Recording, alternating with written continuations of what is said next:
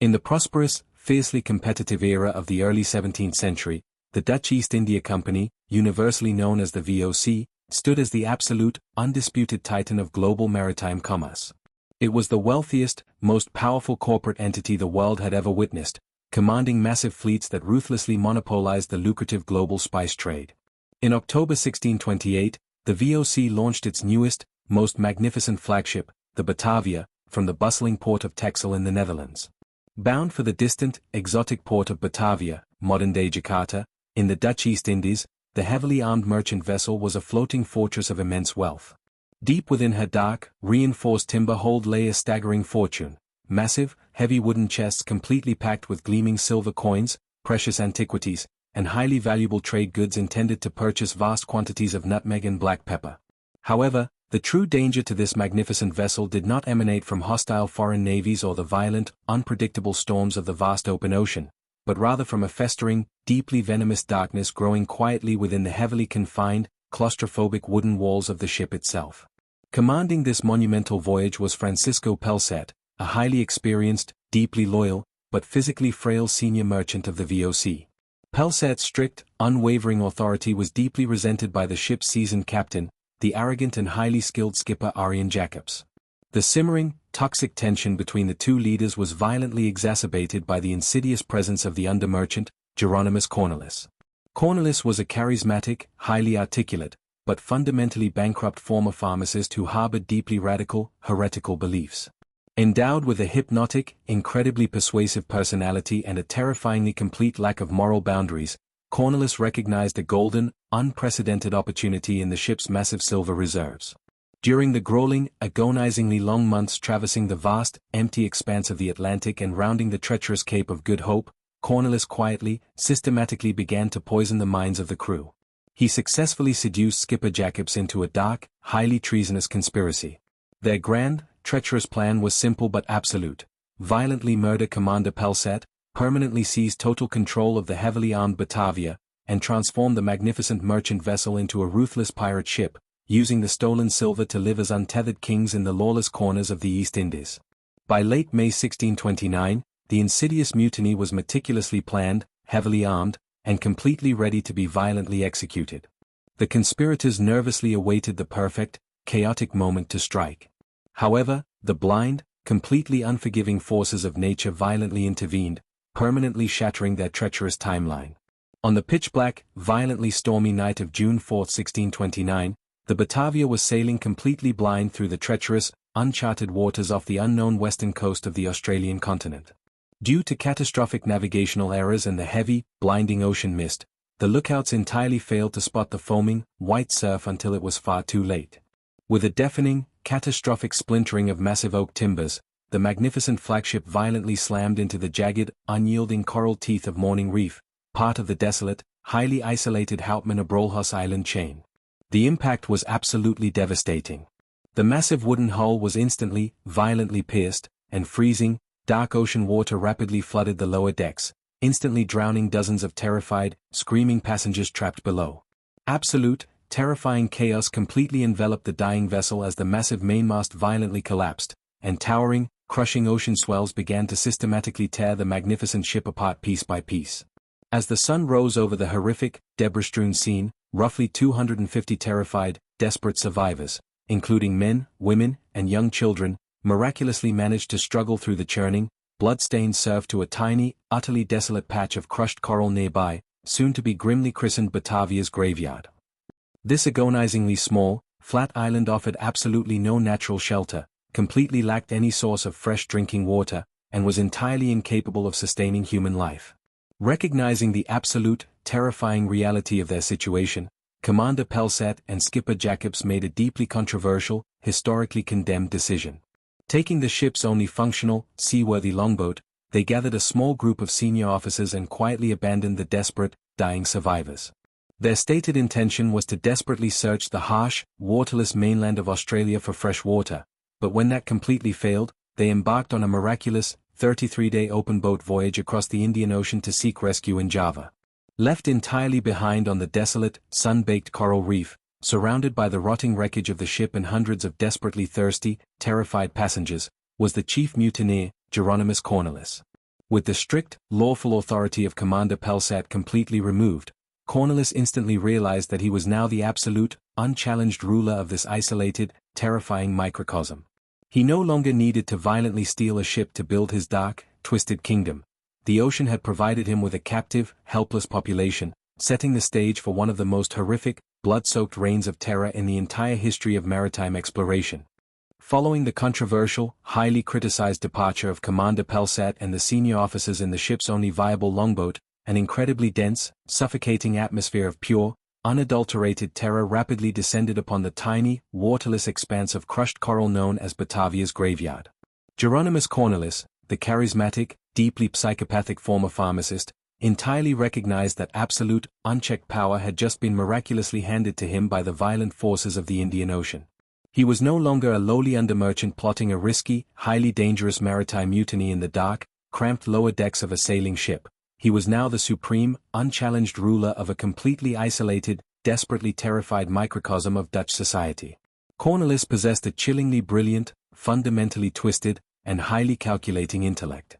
He immediately understood the absolute, undeniable mathematical reality of their horrific situation. The tiny, barren island possessed absolutely no natural source of fresh drinking water, and the meager provisions salvaged from the rotting, shattered hull of the Batavia could never possibly sustain the 250 desperate survivors for more than a few agonizing weeks.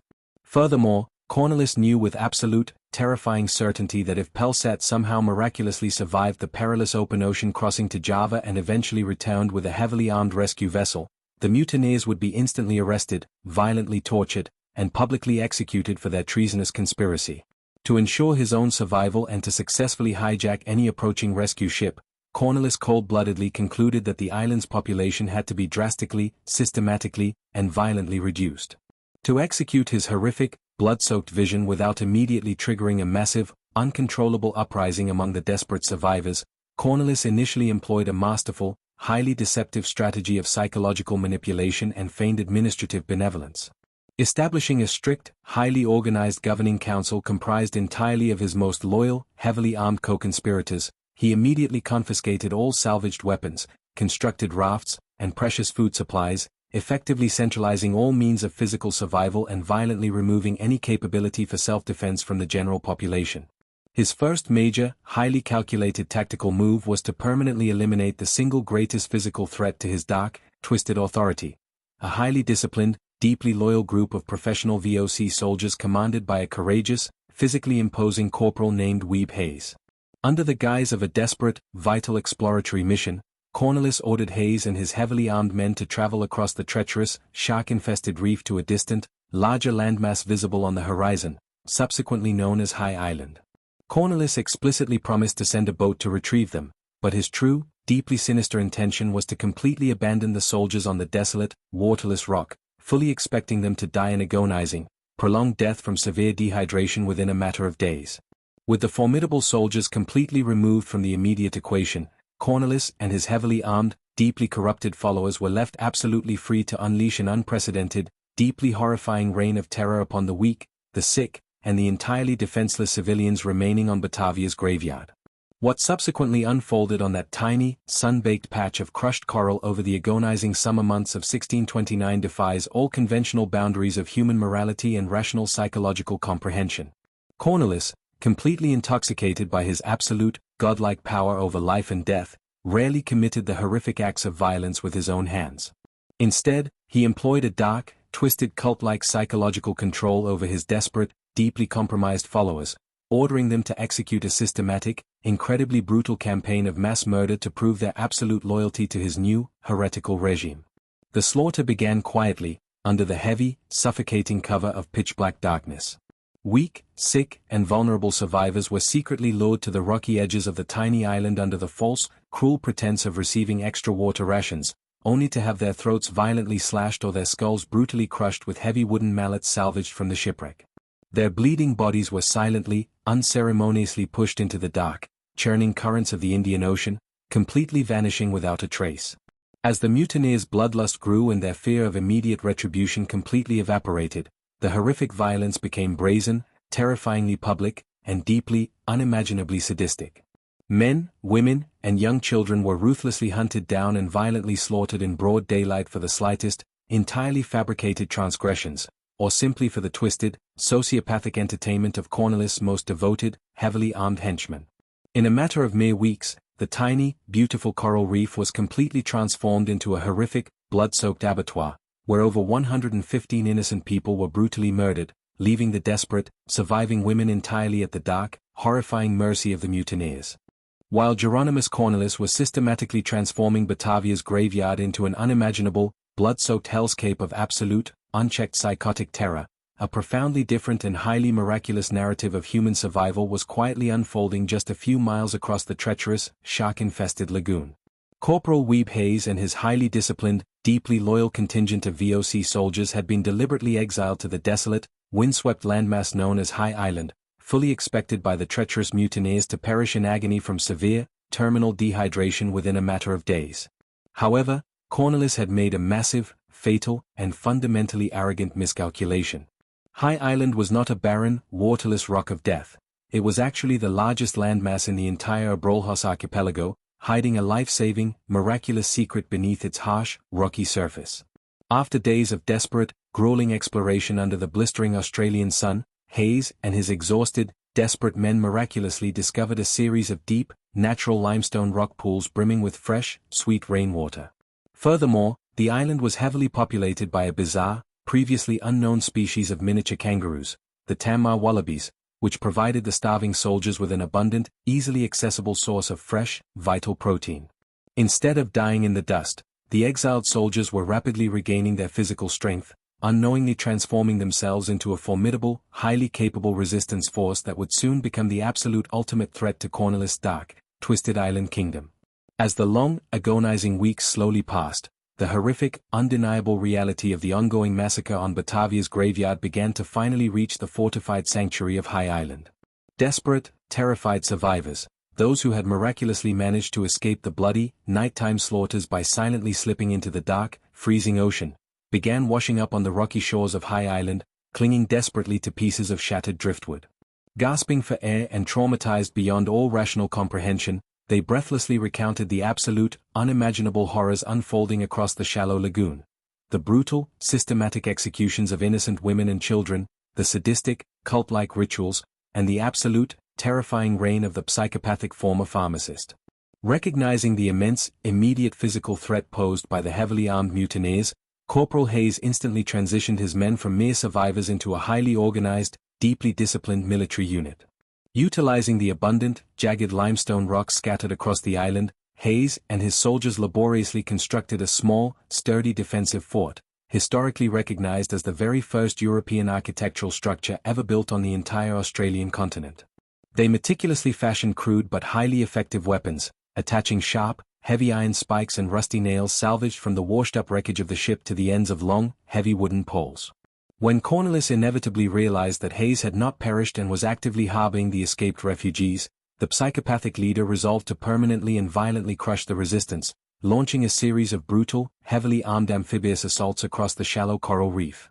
The ensuing, desperate battles fought on the rocky, uneven beaches of High Island were incredibly fierce, deeply personal, and highly strategic.